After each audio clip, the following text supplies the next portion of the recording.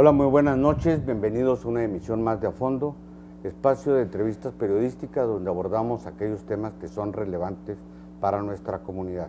En esta ocasión vamos a hablar de un evento que en mi opinión tiene gran trascendencia por el tema que examinó, que analizó, que abordó, y porque ha sido a lo largo de muchas décadas en Chihuahua pues un tema social que no hemos resuelto. Me refiero al problema del feminicidio.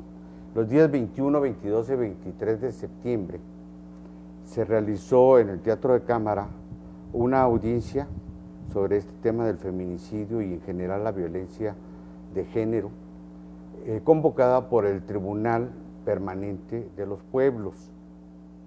Yo estoy seguro que usted y yo no sabemos mucho respecto a qué es este tribunal. Y para hablar de qué es el tribunal, cuáles son los objetivos de esta audiencia y cuáles fueron los resultados de los trabajos ahí realizados, donde quiero señalarlo y destacarlo, se analizaron al menos 30 casos de feminicidio en el caso específico de Chihuahua y otra cantidad también similar de otras entidades federativas de la República. Pues hemos invitado a dos participantes de esta audiencia del Tribunal Permanente de los Pueblos. Y voy a empezar, vamos a entrevistar a dos personajes, pero voy a empezar con el economista y sociólogo Andrés Barreda, que también es, ¿cómo le llaman ustedes? Garante del tribunal. Bienvenido a Chihuahua y bienvenido a este programa. Muchísimas gracias. Yo quisiera que nos explicara a los televidentes, pues, ¿qué es el tribunal? ¿Cómo surge? Yo tengo algún antecedente así muy genérico, que esta es una derivación del Tribunal Bertrand Russell, creado en 1966, sí, y que juzgó justamente, o realizó audiencias internacionales para los crímenes de guerra en Vietnam, sí, y también los de las dictaduras militares, ¿verdad? Y de ahí se deriva este tribunal. ¿Nos puede ampliar este concepto? Sí, bueno, el tribunal, yo creo que ha de haber sido pensado entre 63 y 64, sesionó en París juzgando los crímenes del Estado norteamericano en Vietnam en 1965. Y ese tribunal se pensó desde un inicio como un tribunal ético, un tribunal de conciencia que inventó una forma de llevar a cabo juicios. La primera idea es que venía de los juicios de Nuremberg, que los estados pueden ser juzgados. Es decir, que los estados no solamente son los únicos que pueden juzgar, sino que ellos mismos pueden ser juzgados como sujetos criminales. Porque eso, digamos, la jurisprudencia de ese hecho se sentó en los juicios de Nuremberg, cuando se juzgaron los crímenes del Estado alemán.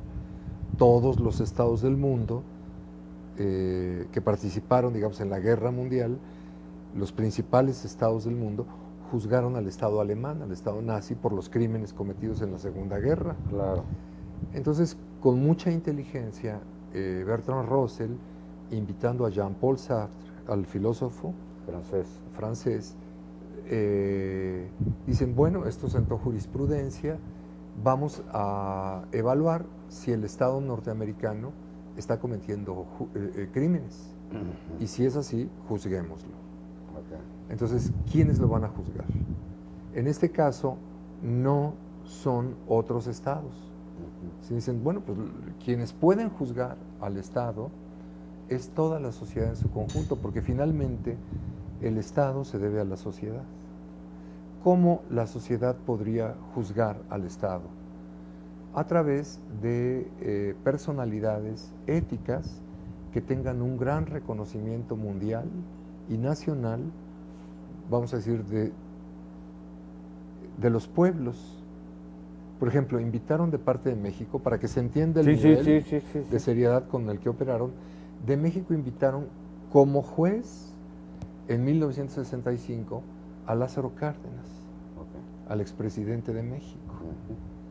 O de los Estados Unidos invitaron a un dirigente de la comunidad negra que en ese entonces, tú recordarás, pues eran los grandes años de lucha por los derechos de los negros, que se habían negado secularmente en los Estados Unidos y invitaron un extraordinario escritor de teatro negro, estadounidense, que se llamaba Stokely Carmichael, o de Alemania, invitaron, digamos, un abogado que representaba como todas las luchas del pueblo alemán contra el fascismo en Alemania y luego contra la caricaturización del pueblo alemán como criminal de guerra y que, vamos a decir, era una figura reconocida no solo entre los intelectuales alemanes, sino entre todas las juventudes alemanas que estaban quedando excluidas en las nuevas formas que establecía el Plan Marshall. Este es un abogado que en México no es muy conocido, que se llama Wolfgang Abendroth, pero así fueron convocando personalidades de diferentes lugares del mundo y establecieron un panel muy grande de jueces que escucharon a las víctimas de la guerra de Vietnam, que salieron desde Vietnam y que colocaron por primera vez frente, digamos, a la opinión pública la magnitud de los crímenes que estaban ocurriendo en ese entonces. Yo te digo, la guerra de Corea, ¿qué crímenes se cometieron allí? Nadie sabe, quedó invisible.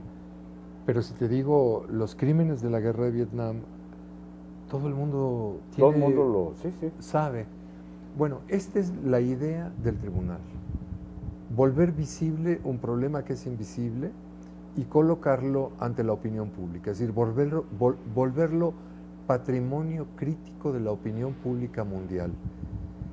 Y entonces esto es lo que se considera a la sociedad civil mundial juzgando los crímenes de los estados. Entonces podemos decir, es un tribunal de conciencia desde la perspectiva ética de los derechos humanos, de la justicia, pero no depositada en las instituciones o en los estados, propiamente, es decir, más allá de eso, pero sí apegada, supongo, me aclara si no es así, a lo que es la Declaración Universal de los Derechos Humanos, a los convenios y tratados internacionales, es decir, a lo que se ha venido construyendo en la materia en el ámbito internacional y desde una perspectiva, pues, que va más allá de la jurisprudencia de las naciones, ¿no?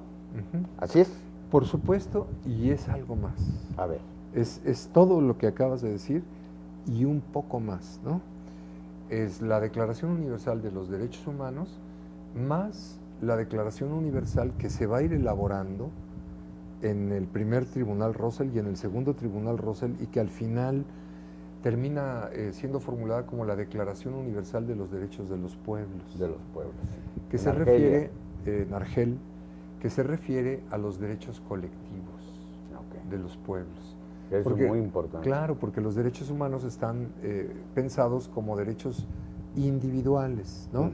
Que claro, ellos mismos han ido evolucionando y se han ido convirtiendo en derechos sociales. Claro. Pero originalmente fueron formulados de manera muy acotada. Y es la práctica de los propios defensores de derechos humanos los que lo ha ampliado. Bueno, un pionero en la ampliación de los derechos individuales hacia los derechos colectivos fue justamente este tribunal. Después del Russell I y del Russell II, que es el que se lleva a cabo en los años 70, en la primera mitad de los años 70, para juzgar los crímenes de las dictaduras sudamericanas, en el contexto de lo que hoy se conoce como la Operación Cóndor, en donde participaron, por ejemplo, como jueces participa Julio Cortázar, ahora que estamos, digamos, en el centenario de Julio Cortázar, o Gabriel García Márquez, o escritores muy importantes de diferentes lugares del mundo, Eduardo Galeano. Es decir, hay muchos intelectuales latinoamericanos que han acudido al llamado de Lelio Basso, que para entonces ya es el coordinador de este tribunal, y que han juzgado los crímenes de las dictaduras.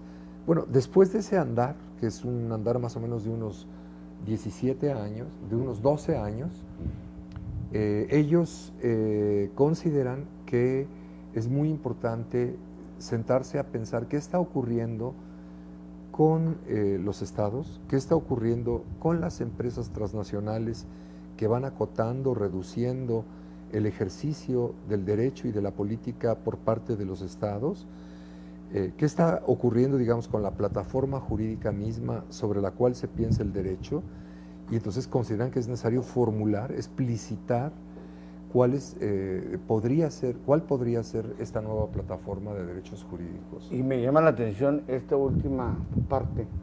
Entonces no se limita a analizar el tema de los derechos de los pueblos y de los derechos humanos en general, solo desde la perspectiva del incumplimiento o cumplimiento de los estados, sino habló de las empresas transnacionales o multinacionales.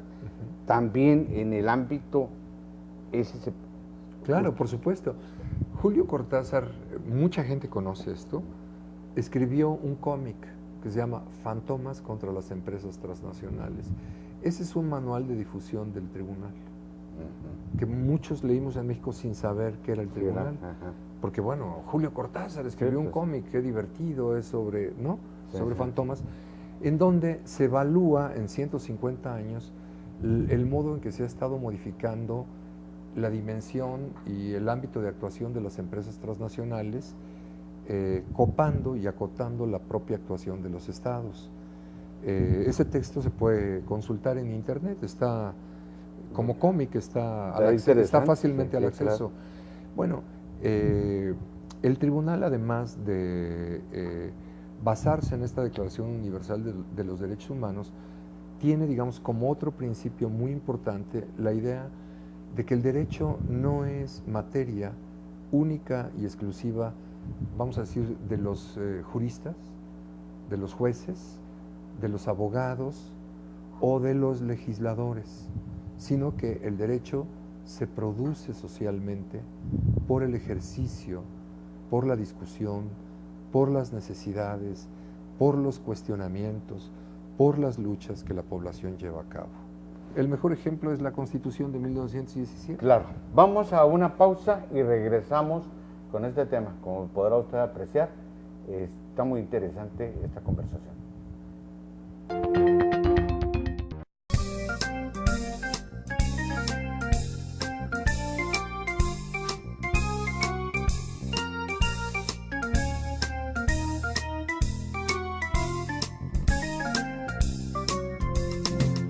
London Café, un lugar para disfrutar. Universidad Autónoma de Chihuahua, 60º aniversario. Participa y gana en el sorteo superior de este viernes 10 de octubre. ¡Premio mayor! ¡Premio mayor! Lotería Nacional para la Asistencia Pública. Ahora sí, la suerte está en tus manos. ¡Orgullo de ser guay!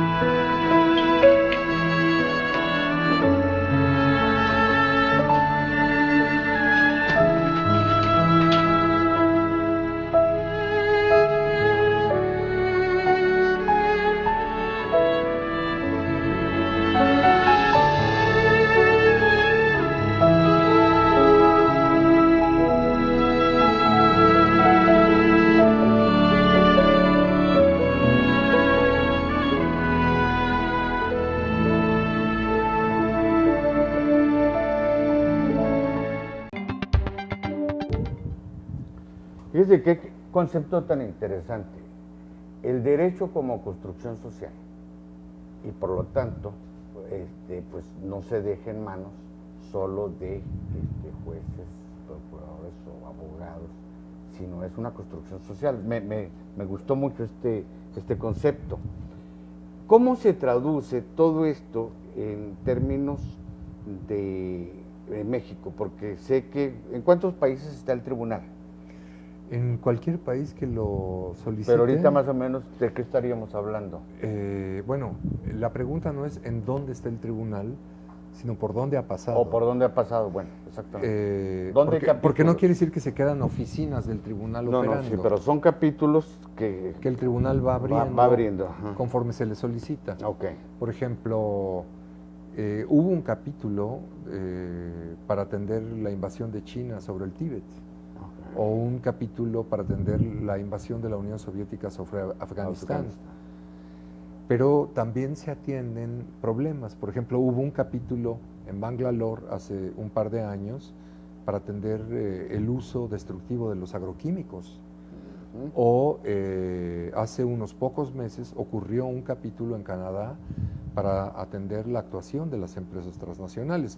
Ahora está preparándose un capítulo para atender problemas de gas shale, destruyendo la comunidad de los pueblos, que aquí en Chihuahua, si lo tienen el problema encima, ¿no? Todo el norte. Sí.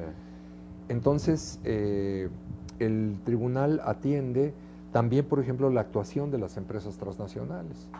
Hay otro capítulo que ha estado observando el comportamiento de las empresas transnacionales europeas en América Latina.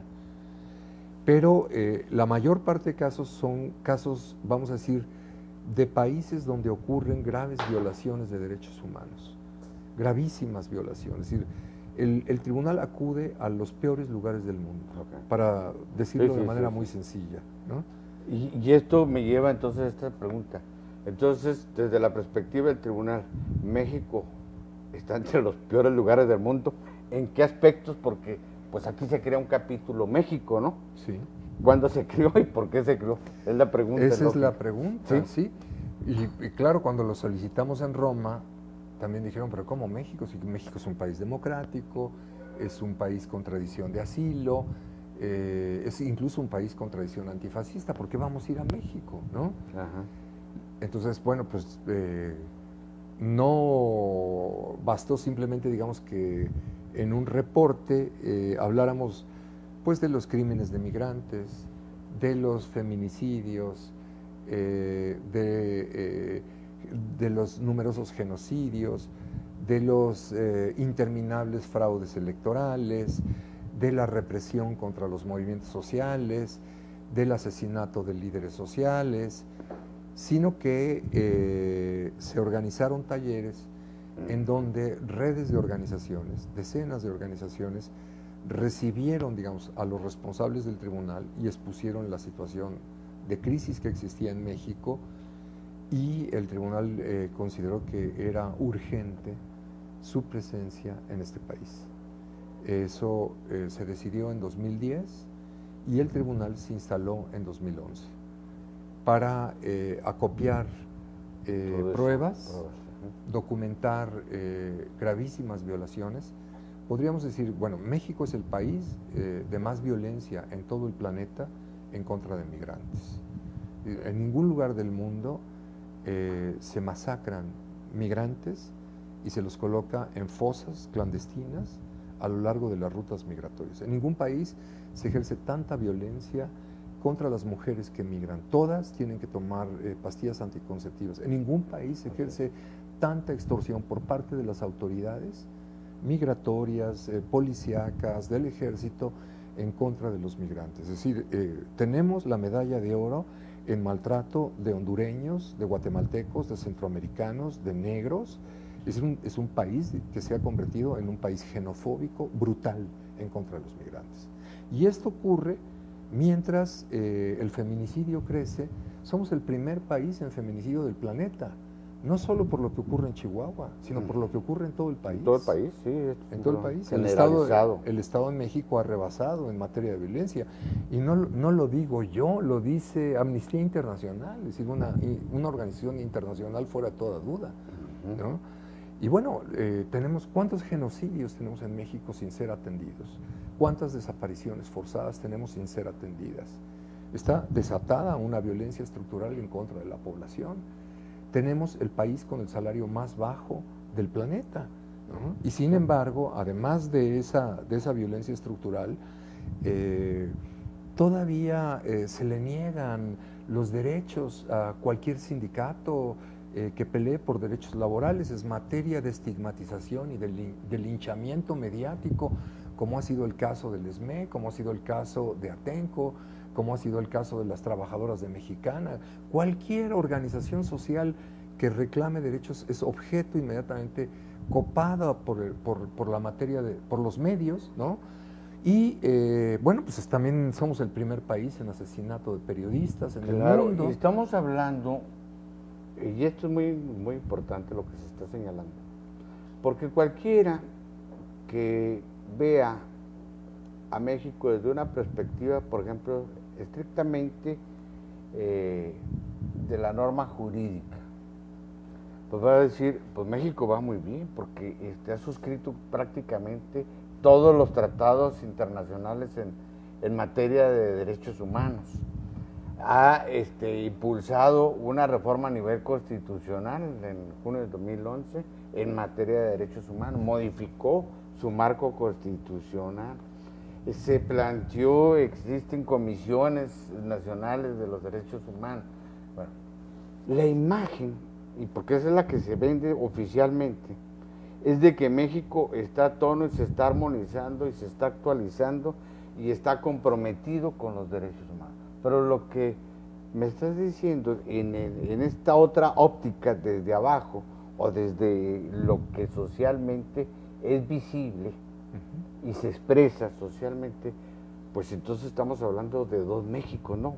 Claro, por supuesto. Es decir, incluso te añadiría lo que acabas de decir, a la imagen que acabas de describir, que México como Estado es el país que más dinero gasta a nivel de lobby internacional en todos los ámbitos, de salud, de trabajo, de educación, de derechos humanos, en vender una imagen moderna, democrática, fluida, operativa del país, que la complementan con otro maquillaje que viene, vamos a decir, del éxito productivo, el éxito industrial que tiene el país produciendo automóviles. Somos el 7º productor mundial, el 4º exportador, produciendo televisiones, produciendo, pues basta ya simplemente oír los comerciales de Peña Nieto para ver que pues sí es un país altamente productor. Claro, que no se narra la destrucción de toda la industria que se había acumulado en 100 años, la destrucción de toda la agricultura. Éramos un país autosuficiente, claro. Actualmente importamos en granos y en básicos 30-40%, en alimentos 70%, la destrucción del empleo, ¿no? No, pero no es tanto, es el 8, el 9, el 10%. Y los 35 millones de migrantes mexicanos que viven en los Estados Unidos, ¿no los contamos como desempleo? Sí, es decir, no hay ningún flujo migratorio parecido en el planeta. Ningún país ha expulsado de su territorio 35 millones. Y estos no se cuentan en el desempleo. No se cuentan. Ni la violencia. Claro. Se deben de contarse. Claro, por supuesto. O que 3 de cada 4 trabajadores son informales. Tampoco lo cuentan, ¿no? O que el crimen organizado llena, como ha reportado Edgardo Buscaglio, proporciones extraordinarias del Producto Interno Bruto, y que los cárteles mexicanos, ¿no? Dominan 21 de los 22 rubros de la Convención de Palermo en materia de economía criminal. Entonces, es que ha habido una destrucción de la economía interna, de la autosubsistencia, de los mercados internos, brutales. Y entonces del tejido social también, ¿no? Entonces, bueno, todo se ha reflejado en eso. La destrucción del tejido social. Una descomposición social enorme. La destrucción del tejido social, la destrucción del descontento, y entonces una manipulación de la vida política que nos ha llevado a ser el único país en donde la izquierda ha ganado en 3 ocasiones, y en 3 ocasiones se ha hecho fraude electoral, y después del fraude electoral, masacres consecuentes. Después del fraude de Salinas de Gortari, ¿qué no se asesinaron 600 dirigentes en comunidades in situ, ¿no? O después del fraude electoral de Felipe Calderón, ¿no se desató una situación de guerra social brutal que llevó a 100,000 muertos más 30,000 desaparecidos? O con Zedillo, ¿no se desataron masacres tras masacres en las sierras de Chiapas y en las sierras de Guerrero? Es decir, ¿dónde está el cumplimiento de los derechos humanos y dónde está la paz social que debería de estar asociada a ese progreso económico? Es que en realidad existen 2 economías. Una, la economía linda, que está dirigida a los mercados externos de agroexportación, de exportación de materiales, y otra, la economía interna, que es una economía deshecha. Una, la política es decir, vamos a decir, de exportación, ¿no? Que es una política linda, de lobby, ¿no? Y otra la política real, que es una política de cancelación de derechos y de violencia brutal en contra de la población. Y en este contexto, el capítulo México del Tribunal Permanente de los Pueblos, ¿cuáles son los ejes que México está abordando? Porque bueno, por lo que pues, habría que abordar todo, ¿verdad? En el ámbito económico, en el ámbito social, en el ámbito de la ecología, en el ámbito de los derechos humanos, en términos de violencia. ¿Cuáles serían los ejes fundamentales aquí y quiénes participan en el capítulo México? Para sí, cerrar este... Es una plataforma muy grande de más de 500 organizaciones sociales que discutiendo colectivamente decidimos no tratar todos los problemas. Por ejemplo, el problema de la salud, que en México se vive una crisis brutal por destrucción del medio ambiente, de envenenamiento y de enfermedades degenerativas, es un capítulo que no abrimos. ¿Por qué? Porque no había organizaciones sociales. Decidimos abrir los ejes en donde había redes de organizaciones que podían llevar a cabo el trabajo del tribunal, que consiste en documentar la violencia estructural. Entonces se estableció un tema que le llamamos guerra social, que incluía fraudes electorales, desapariciones forzadas, violencia permanente y represión de las organizaciones sociales, impunidad de parte de las autoridades. Primer eje. Segundo, que luego se desglosó en dos, porque represión de movimientos sociales era un tema enorme, ¿no? Y entonces esa se convirtió en una audiencia en sí misma. En tercer lugar, violencia de género, que no solo es contra las mujeres, es contra los homosexuales. ¿No? Asesinatos de odio en México contra homosexuales son de niveles de los más altos del mundo. Violencia de género y feminicidio, que la palabra, bueno, pues se inventó en Juárez, se inventó aquí en Chihuahua, ¿no? Para poder nombrar la barbaridad que la sociedad y el Estado ha permitido ocurra en este país, ¿no? En cuarto lugar, violencia contra los migrantes, contra las y los migrantes, que es indescriptible, indescriptible. Solo está al nivel de los feminicidios. Es la vergüenza más grande de este país. Luego, violencia contra los trabajadores. Tienen el salario más bajo del mundo, ya es más bajo que el de los trabajadores chinos, y todavía hay campañas permanentes de insulto y de asedio y de linchamiento en contra de los trabajadores y sus derechos, ¿no? En quinto lugar, violencia en contra de los agricultores. Los agricultores que han visto destruida la agricultura, la soberanía alimentaria. México es el centro de domesticación del maíz. En nuestro país se construyó el cereal más importante de todos los cereales, que es el maíz, junto con las milpas, y los chiles, las calabazas, los frijoles, infinidad. O sea, Mesoamérica es el centro de domesticación, y toda Aridamérica también tiene infinidad de teocintles. Bueno, ya Monsanto se ha metido a contaminar con su maíz y a destruir un patrimonio que tiene 10,000 años de antigüedad. El transgénico, sí, el maíz transgénico. Bueno, Chihuahua, ¿no? Chihuahua ya está. El principal campo experimental. Así es. Bueno, luego, la devastación del medio ambiente. México es uno de los países con mayor devastación ambiental del mundo, al nivel de China. Todos los ríos de México, quizás se salve el 5 o el 3%, están extraordinariamente contaminados. La situación que se está viviendo ahorita en Sonora es lo que iba a decir. Es emblemática. Espero que lo retomen eso, porque eso está más que documentado. Es emblemática, no. Se creó, se documentó una acusación contra... Hace 2 años metimos una acusación contra la Comisión Nacional del Agua por destrucción sistemática y estructural del sistema hidrológico nacional. Eso ya lo avanzó la Asamblea Nacional de Afectados Ambientales, que encarnó esta mesa, y ahora en este tribunal hablamos de una destrucción sistemática del medio ambiente. Porque es contaminación del agua, porque es contaminación de la tierra, porque es contaminación del aire, porque es contaminación de la biodiversidad. Somos el 4º país en deforestación del planeta, porque son explosiones industriales por todos lados, porque es un manejo irregular e ilegal del sistema carretero con el manejo de las cargas intermodales, porque se cometen constantemente crímenes industriales de todo tipo, porque en este país reina desregulación en favor de las empresas transnacionales para que contaminen lo que quieran y para que superexploten a los trabajadores en las condiciones que quieran. Es como atraen capital extranjero, es sobre lo cual fincan el éxito económico. Entonces es algo que no tiene nombre. Además, se incluyó la violencia contra los comunicadores, que es una concentración brutal de los medios, que es una prohibición infame en contra de cualquier posibilidad de comunicación de parte de la sociedad civil, una persecución de las radios comunitarias y ya como cereza del pastel, un asesinato brutal en contra de los periodistas, que aquí en el norte también se llevan la medalla de oro.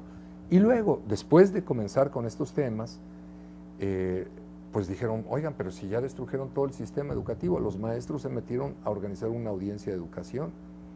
Y luego llegó un grupo de jóvenes y nos dijo, oigan, pero les faltó algo más. Los jóvenes no solo son ninis que ni trabajan ni que estudian, ¿cuál es la mayor cantidad de migrantes muertos? Jóvenes. De mujeres muertas, jóvenes. De afectados ambientales, jóvenes. De gente sin trabajo, Jóvenes, sí. o superexplotados, Pues claro, jóvenes. la juventud es ahorita un segmento el más afectado en Pues todos es los el- ámbitos, pues de la es- violencia. Es de el todo. futuro del país. El bono democrático, poblacional demográfico, se lo acabaron. El bono poblacional es más bien el bono sacrificial. Todos los jóvenes están en la picota. Entonces esa es la última preaudiencia que tenemos. La última audiencia temática Vamos que a tenemos. tener que acuñar el término juvenicidio. Sí, Para allá va el asunto. para allá va, sí. Yo te agradezco en esta parte, este segmento. Desgraciadamente, pues el tiempo es tirano para abordar ya con el otro compañero los términos de la audiencia que se realizó No, en Chihuahua. yo te agradezco mucho al la revés, oportunidad. Muchas gracias. Quédese con nosotros.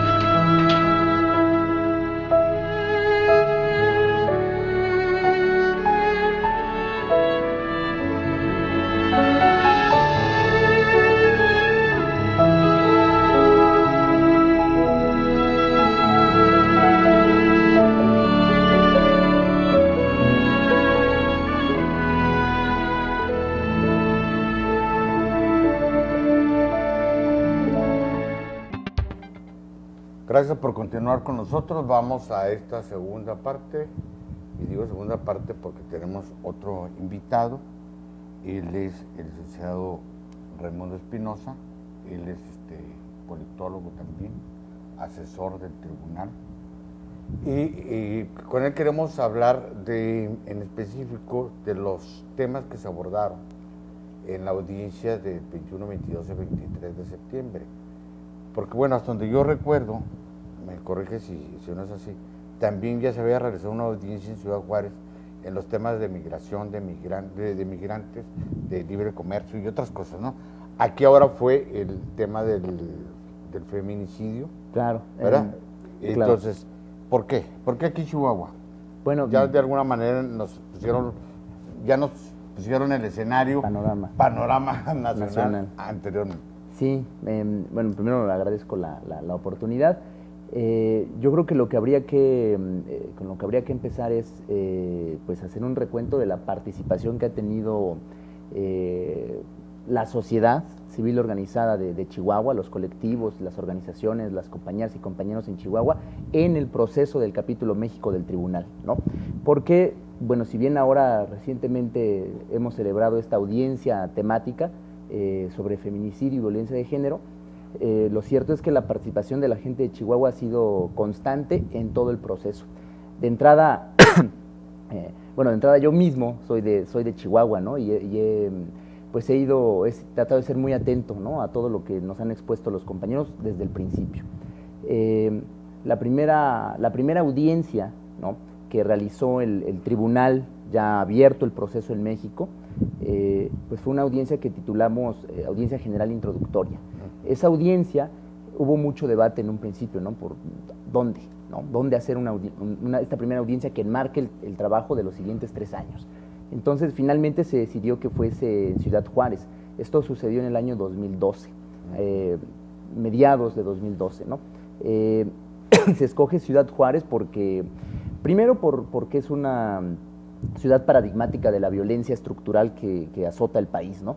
Porque se reconoce también como un lugar muy lastimado, ¿no? Un lugar pues que ha servido como un laboratorio, ¿no?, para todas estas múltiples formas de la violencia que se han presentado en el país. Bueno, todas ellas las podemos reconocer en Ciudad Juárez. Y además también se eligió Ciudad Juárez porque había la organización, la capacidad, incluso diría yo, ahora ya después de haberla hecho, la fuerza de los compañeros y compañeras para realizar una audiencia ahí, ¿no? Entonces, bueno, se elige Ciudad Juárez, se hace toda la construcción con los grupos, la gente en Chihuahua, en el estado, pero la gente de Ciudad Juárez, la gente de la capital, la gente de Chihuahua, otra gente, otros compañeros que también trabajan en el estado, se organizan, llevan a cabo esta primera audiencia. Y bueno, es una audiencia muy importante, porque ahí había que dejar sentadas 2 hipótesis por lo menos, ¿no?, básicas, que han sido las que han conducido el proceso. La primera es que el título del capítulo México, de la sesión México del tribunal, pues es Libre Comercio, Violencia, Impunidad y Derecho de los Pueblos. Entonces hay un interés fundamental de la gente del tribunal porque a partir del proceso en México se pueda identificar el rol fundamental que tienen los tratados de libre comercio en la violencia que azota al país. Este tema es interesante, a ver, porque a mí me llama mucho la atención, porque involucra ya no solo las políticas de Estado, sino las políticas comerciales internacionales, el proceso de globalización, el ejercicio mismo de estos por parte de las empresas transnacionales.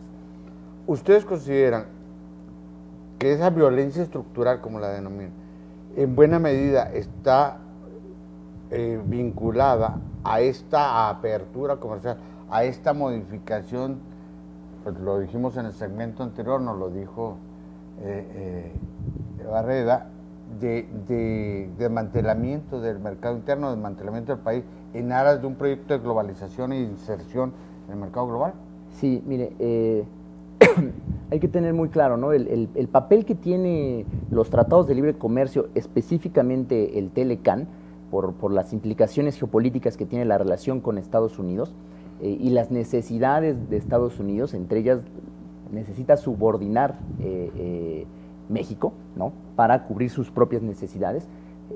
Tenemos que identificar el papel que juegan estos tratados de libre comercio. Se han constituido en condiciones jurídicas e institucionales que han facilitado o han permitido el establecimiento de otro tipo de condiciones, ¿no?, ya no solo jurídicas, sino condiciones económicas, condiciones políticas, incluso condiciones culturales, que han permitido desplegar una serie de manifestaciones de violencia, que es lo que ahora tenemos, ¿no?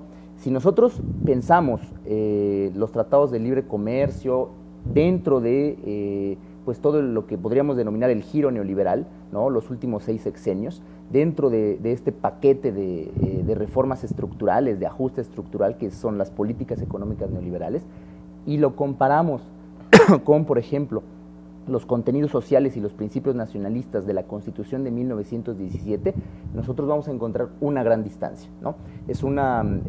Realmente es una distancia abismal la que nosotros podemos identificar entre la Constitución que teníamos antes del periodo neoliberal y lo que tenemos ahora, ¿no? Simplemente, todos estos principios, todos estos contenidos sociales han sido desarticulados, han sido desmantelados, ¿no? Eso ha colocado en cómo lo resiente la población. Bueno, pues es una merma no únicamente de sus derechos individuales o derechos humanos así en general, sino básicamente de sus condiciones materiales de vida, ¿no? Eso quiere decir de sus derechos colectivos, de sus derechos económicos, sociales, culturales, ambientales. Ese impacto negativo en sus condiciones de vida, por supuesto que ha generado, es el piso sobre el cual se ha generado toda una serie de violencias, pues bueno, que tienen que ver con la escasez, que tienen que ver con la explotación de la propia gente, que tienen que ver con la violencia que se despliega en todo momento, ¿no? Y estas audiencias, tanto la de Juárez como ahora la de Chihuahua, hasta donde entendí, por lo que nos explicó de cuál era el carácter, los alcances del Tribunal Permanente de los Pueblos. Es un tribunal de conciencia, un tribunal ético, pero los capítulos tienen que documentar de alguna, para decirlo así, pues los señalamientos, ¿no? Lo que ellos están planteándole al tribunal sea objeto de revisión, sea objeto de dictamen. Con esta visión, Sí. En el caso específico de la audiencia que se realiza en Chihuahua, estos días pasados, con el tema del feminicidio y de la violencia de género, ¿cuál era el objetivo específico? Porque debemos decir, yo creo que a nuestros televidentes, de que, fíjese usted, vinieron 7 jueces, ¿fueron 7? Fueron 5. 5 jueces de distintos países, que ellos desde luego no conocen la situación así bien particular de cada de los casos, vinieron a escuchar, como cualquier juez tiene que valorar, tiene que tener información sobre lo que va a dictaminar. Ese es el propósito, ¿no?, de esta audiencia, sí, aunque ya se venían realizando otras con anterioridad. Pero en este caso específico, ese fue, ¿no? Sí, mire... para que nos explique un poco cuál fue la dinámica de la audiencia. Dentro del eje temático se habían realizado ya dos preaudiencias, una en Chiapas, que fue de hecho la primera preaudiencia que se hizo en todo el proceso, a principios de 2012, una segunda preaudiencia que se logró realizar en la Ciudad de México, también este año, hace un par de meses, y ahora la audiencia temática final en Chihuahua, ¿no? Sin que se hubiese planteado así en un principio, pero realmente se logró hacer una caracterización de la violencia contra las mujeres en el sur, en el centro y ahora en el norte del país, ¿no? Con el avance... Sin que ese hubiese sido el plan, ¿no? A ver, y eso me está interesante. ¿Cuáles serían las diferencias, usted que ha estado en las audiencias, entre la violencia en el sur, en el centro y en el norte? Sí. ¿Qué tipo?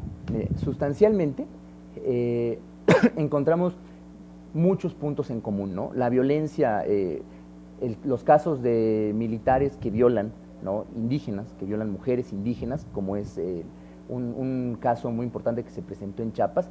Bueno, esa violencia que viene de cuerpos policíacos, de cuerpos militares, eso se ha encontrado en otros lugares, ¿no? La violencia que puede haber, por ejemplo, al interior de las familias y que también se convierte, en algunos casos deriva en feminicidio, eso también se ha encontrado, ¿no?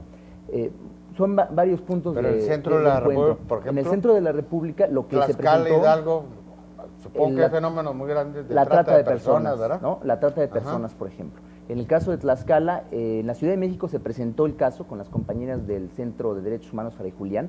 Ellas presentaron el caso de trata de personas, ¿no?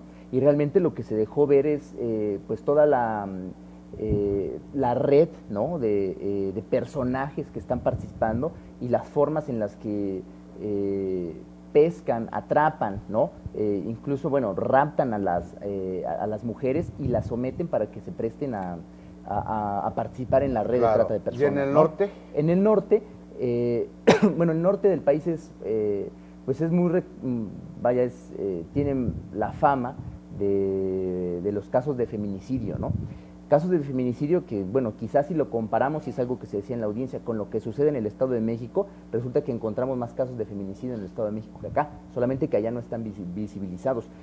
Y acá, en el norte, son los casos tienen historia, ya son más de 10 años, ¿no?, en donde se han estado documentando, se ha estado denunciando. Acá se reconoce el feminicidio por primera vez, la reforma penal tiene que ver con lo que sucede en Chihuahua y también se ve en la organización de los grupos, de los centros de derechos humanos, de derechos de las mujeres que hay en Chihuahua. Eso sí nos habla de una diferencia en principio en principio podría pensarse cuantitativa, pero que también se vuelve cualitativa, porque hay un marco de violencia que está atacando, que está impactando a un grupo vulnerable, que en este caso son las mujeres, ¿no? Y que hay respuesta social a ese fenómeno. Vamos a una pausa y regresamos con esto, porque creo que es también importante mencionar el papel que han jugado las organizaciones de mujeres, las organizaciones de la sociedad civil, las organizaciones de defensa de los derechos humanos y las propias familiares de las víctimas.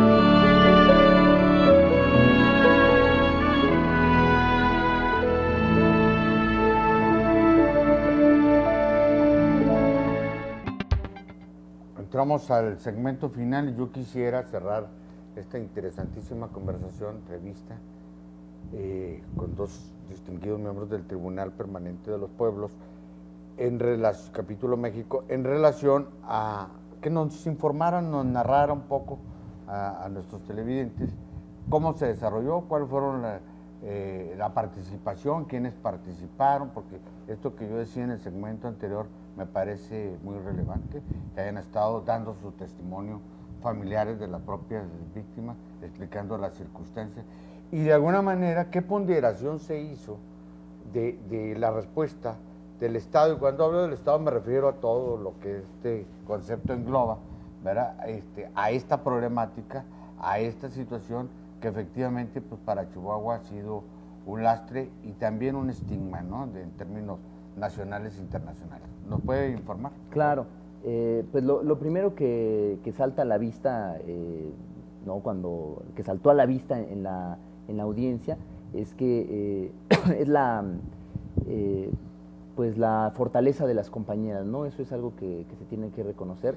Todas las personas que presentaron sus casos ahí, pues han sufrido pues tremendos hechos de violencia, ¿no? En contra de sí mismas, en contra de sus familiares, y tienen la capacidad de levantarse, de alzar la cara y hablar, presentarnos su caso y de una manera convocarnos, ¿no? a seguir adelante.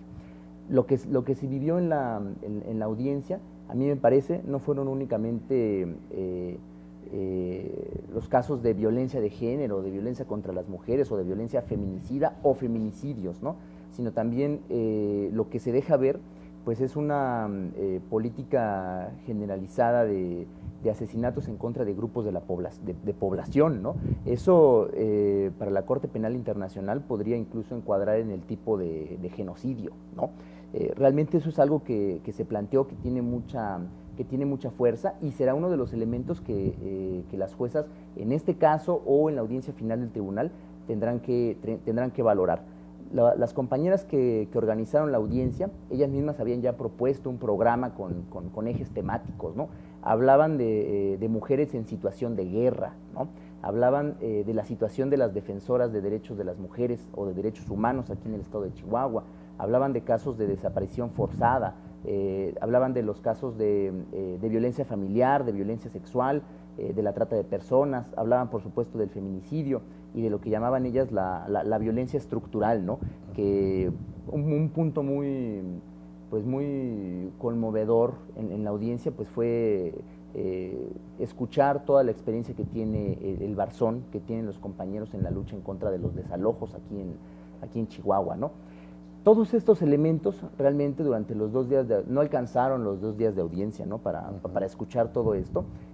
A mí me parece que las juezas, las 5 juezas que nos visitaron, juezas de Estados Unidos, juezas de Argentina, juezas de Francia, una Silvia Marcos, una jueza de aquí de México, realmente estaban impactadas, ¿no? Impresionadas, estaban muy sensibles ante lo que estaban encontrándose, porque si bien uno piensa que la situación en Chihuahua, en el país, es muy grave, ya cuando tienes a las víctimas enfrente, redimensionas, ¿no?, lo que sucede cuando te comparten la experiencia. A mí me parece que algunos de los elementos que ellas seguramente van a retomar y que el tribunal en las posteriores audiencias, en la audiencia final de noviembre especialmente, retomará, pues tiene que ver con esta escalada, ¿no?, este paso del feminicidio a la imputación al Estado mexicano por la comisión de un crimen como es el genocidio, ¿no?, que se ve mucho aquí en el caso de la violencia contra mujeres, pero también en el caso de la violencia contra migrantes.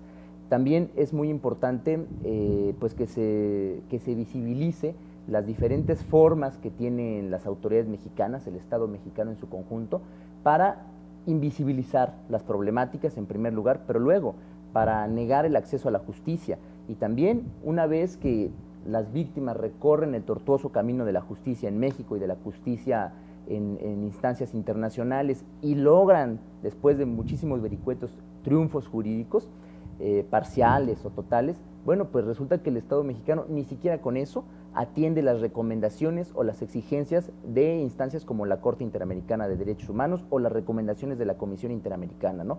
Entonces, las víctimas, los colectivos de apoyo, los centros de derechos humanos quedan en una situación en donde, bueno, ¿a dónde acudimos? El Estado mexicano nos está fallando, Sí, las claro. instancias internacionales no alcanzan. Y yo quiero hacer una reflexión en torno a esto.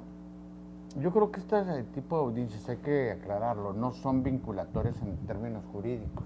Es decir, porque esto es un tribunal ético, es un tribunal de conciencia, sanciona moralmente, Así es. pero sí tiene una repercusión internacional muy importante, desde luego, y yo creo que desafortunadamente el Estado mexicano se mueve más por la presión internacional que por la presión social, que por la demanda social. A veces se logra hacer las pinzas y se logra esto. Y este objetivo de visibilizar el problema, yo lo traduzco en mi lenguaje de esta manera. A ver si estoy... Sí. Creo que esta audiencia, yo asistí, escuché algunos casos, contribuyen de manera muy importante a que tomemos conciencia de una situación. No se trata de una estadística. Detrás de cada crimen, de cada feminicidio, hay un caso jurídico, pero más que un caso jurídico, hay una historia y hay un drama que no solo involucra a la familia, que nos lesiona como sociedad. Y yo creo que esto es lo que tenemos que mencionar, y creo que en eso sí va a contribuir de manera significativa el veredicto que en noviembre dice que va a dar. Para esta audiencia, en el transcurso de los siguientes 10 días, seguramente tendremos ya la sentencia para esta audiencia. Pues yo voy a agradecer que nos las hagan llegar, porque a mí, yo sí tengo mucho interés en darla a conocer en este Por espacio, supuesto. para que esto veamos si esto se reflejó en eso o no. Y el expediente completo de la audiencia temática se va a sumar junto a los expedientes del otro resto de ejes temáticos para presentarlos y que sean valorados en la audiencia final del tribunal, que tendrá lugar a mediados de noviembre de este año. Pues muchas gracias por esta No, conversación, usted por su atención, y lo espero el próximo sábado en otra emisión más de A Fondo, porque recuerde usted, la verdad nunca es superficial. Muchas gracias.